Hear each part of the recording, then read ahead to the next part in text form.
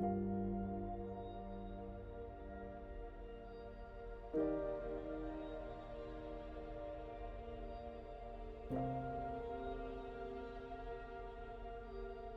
Moza Almatrooshi. I'm a UAE-based artist and chef, and my practice is about food and food politics.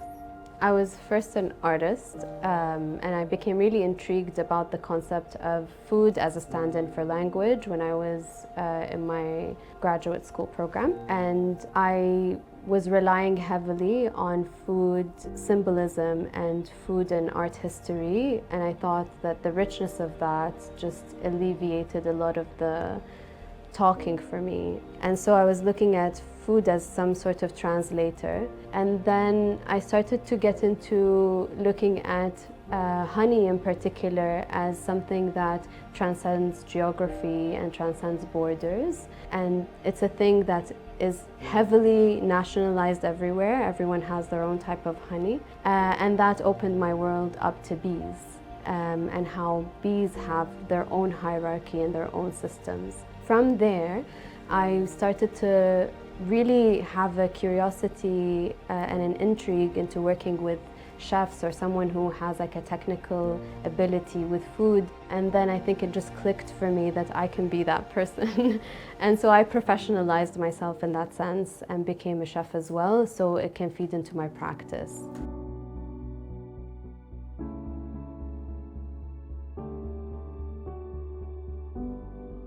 Before entering this world of food and having a culinary practice within my art practice, I was looking at land a lot. I was looking at land loss, things that appear and disappear because of the changes around us. And so I looked a lot at mountains being quarried, harvested for certain stones, wild trees being affected by that, and trying to translate those findings into imagery. So I suppose I was always into the concept of something that is ephemeral and something that is not lasting. And I think the entryway to food then became easier because I was never really very interested in creating artworks that would like last. I love the idea of decay and you know, just like total death, the total death of a work. And so with food, that's very easy because you either consume it or it just decays itself. My bread and butter is actually being a chef. It's my 9 to 5. So I don't really, because I work in a commercial kitchen, I don't really have a lot of areas of creativity, but independently with the skills that I do have, I really aspire to work more with foraged plants, with things that I find in the farms and in the mountains. And so this is really the trajectory of my culinary practice, is to really focus on that kind of production, let's say. One of the first projects I worked on as something that had to do with food, I was looking at dates a lot actually, and I was looking at the history of the certain mythologies that had something to do with dates in the region. And so I was looking at pre-Islamic histories and mythologies and different kinds of deities, specifically female deities. And how and why they were revered, and especially because a lot of female deities were, I suppose, revered for vegetation and fertility and these kinds of concepts that people found really important. And so they were attuned to the earth because of that. And so this was really one of my first entries into food. I think also one of my curiosities of why I wanted to work with a chef was trying to imagine different kinds of offerings for these deities, what they could have looked like, what people were able to make in a very specific environment that's very challenging, you know, the desert, the heat, what tools did they use, and in that space of imagination I had a lot of fun and just wanted to expand further into the food world in this way, yeah.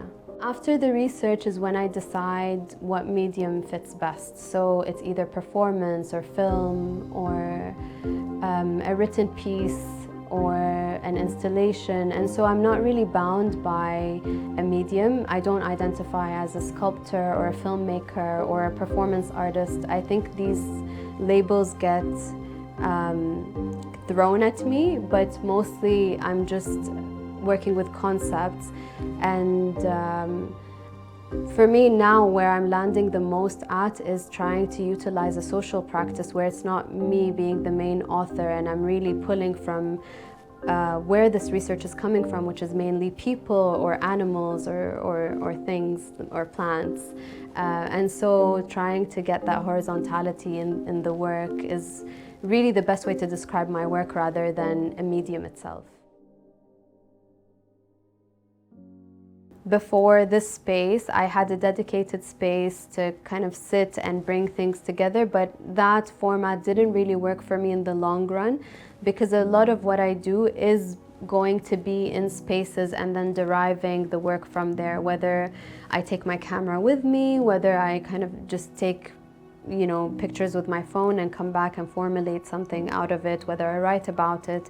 And that's not just true of the work that I do that has to do with nature and farming and agriculture and the bees. It's also true of the work that I do that has a lot to do with bakeries and chefs, and obviously working in an environment like that also, it feels like I go to studio every day that I go to work.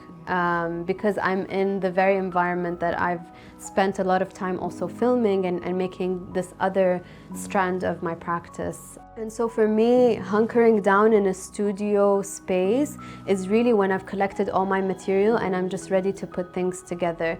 But really, I think my studio practice is just sprawled across landscapes and spaces, and just like, for example, dedicated facilities if I need to make my ceramics, so I don't feel the need to bring everything together in one space and have this, very romantic idea of like the artist in their studio making a mess. I don't. I tried it, but so far where I am right now, it's not the format that works for me. When I feel stuck, the very best thing that I ever do is talk to my other artist friends who prompt me to think about things differently, to try very basic exercises, like make simple suggestions like, why don't you just draw it, and why don't you just take a few shots this way, or why don't you just do nothing and just like just exist in the space. And so this is what gets me out of my block as much as I think I can prompt myself. Again, I think this brings us to the point that community is so important and work does not come out of a vacuum at all. Yeah. I'm looking forward to really cultivating a space, whether that's physically or metaphorically, for people to come together, for us to think about these things, to think about the earth, to eat together, to make work together. I really, really aspire to just be surrounded constantly by people who sense these urgencies but have radical hope. And so this is what I want my future to look like, yeah.